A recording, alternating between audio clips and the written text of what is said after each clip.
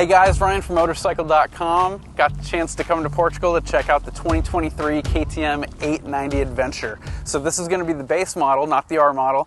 And it was really cool to get out here today because we had a chance to spend more time on this bike, which I haven't spent a lot of time on the base model. And you know, sometimes a lot of us have thought about the R model and it's like, oh, I want really extreme off-road performance, so I need the R model. But we got a really great chance to test this bike on-road and off-road and some slippery stuff, some sand, all kinds of conditions.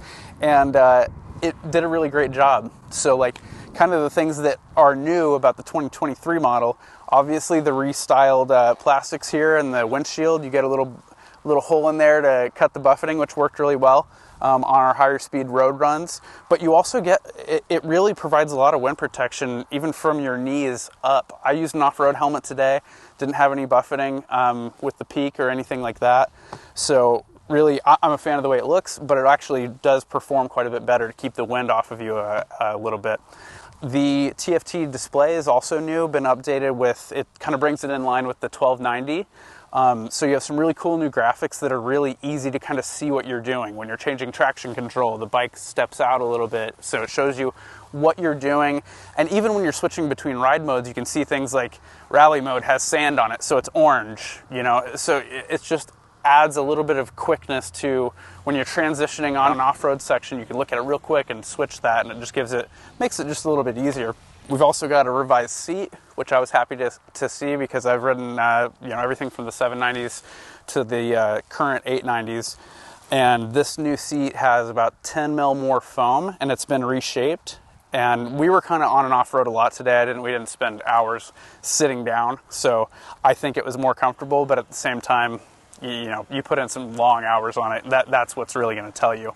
But what was cool, the suspension has been reworked a little bit too.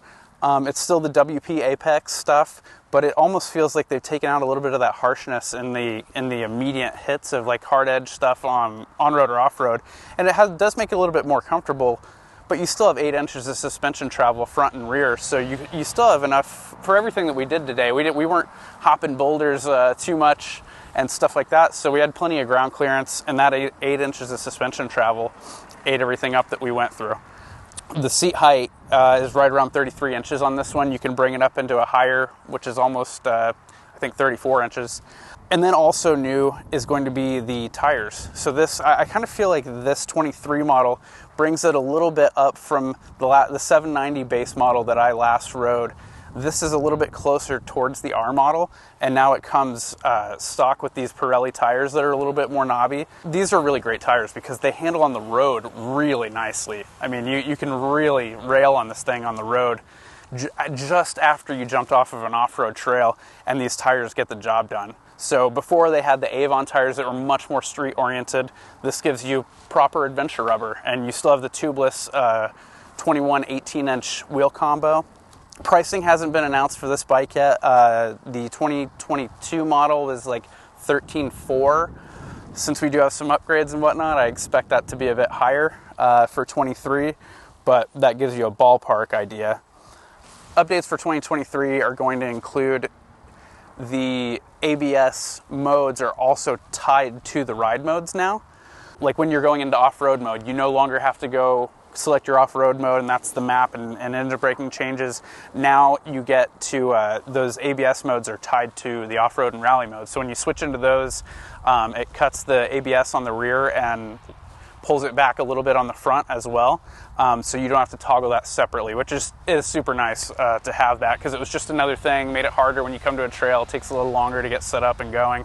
And then kind of a controversial topic for the 2023 Adventures is going to be the demo mode that you get for basically the tech pack, which includes motor slip regulation, cruise control, rally mode, the quick shifter, those things. You get 1,500 kilometers with those activated, and then after that it shuts off. So it doesn't shut off like in the middle of your ride, but you key it off, you've gone over 1,500 kilometers, it'll be gone when you come back to it. And I asked KTM, you know, well, why didn't you guys do that on the last couple of years? Because why now? You know, and they did say that they had kind of learned over time that people really want to try that stuff out and be able to, pick whether they want the full tech pack or they want just one or two of those things. Maybe they only want the quick shifter. They're spending a lot of their time on road. They don't need the rally mode. Off-road's enough.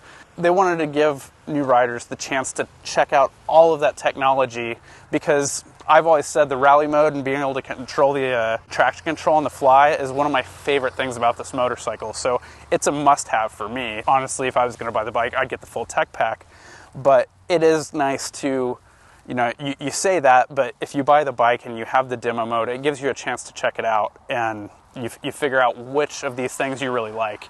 And I think, for KTM, it probably is a good idea, because people are going to opt to buy that stuff. If you ride the bike off-road, you should really check out the rally mode, because it just makes transitioning from street to hard pack to sand really just an effortless. You can use the directional pad on the left control to tailor the ride as you're moving. So I basically left it in rally mode all day.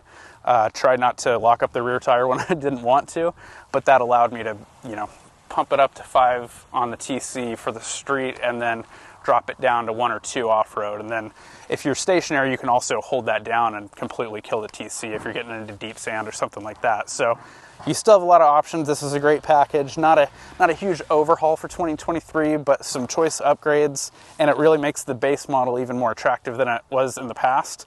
You really can't go wrong with it. If you're a super hardcore guy, you need the extra suspension travel, there's always the R model. Hopefully we get a chance to test that soon too.